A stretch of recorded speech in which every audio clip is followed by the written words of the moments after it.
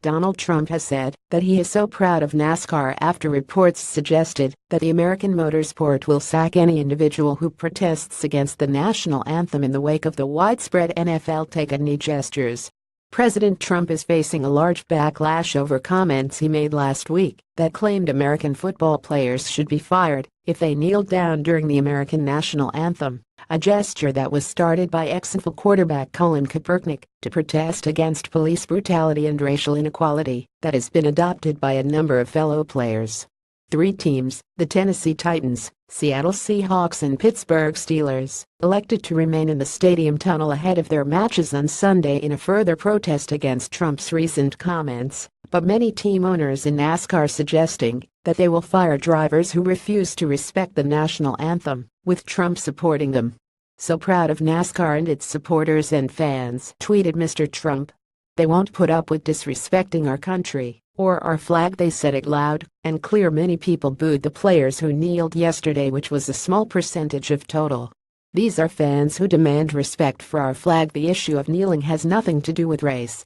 It is about respect for our country, flag, and national anthem. NFL must respect this. So proud of NASCAR and its supporters and fans. They won't put up with disrespecting our country or our flag," they said it loud and clear. Donald J. Trump at Donald Trump September 25, 2017. Many people booed the players who kneeled yesterday, which was a small percentage of total. "These are fans who demand respect for our flag." Donald J. Trump at Donald Trump September 25, 2017. The issue of kneeling has nothing to do with race. It is about respect for our country, flag, and national anthem.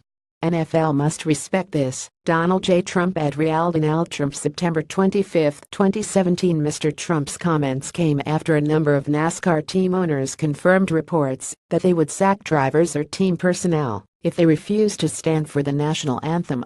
No protests took place at Sunday's race at New Hampshire Motor Speedway, but both Richard Childress and Richard Petty, two legends of the sport, confirmed that they would not allow it. Brad Keselowski honors the American national anthem ahead of the NASCAR race at New Hampshire Motor Speedway. "Getty, anybody that works for me should respect the country we live in," Mr. Childress said. "So many people gave their lives for it. This is America."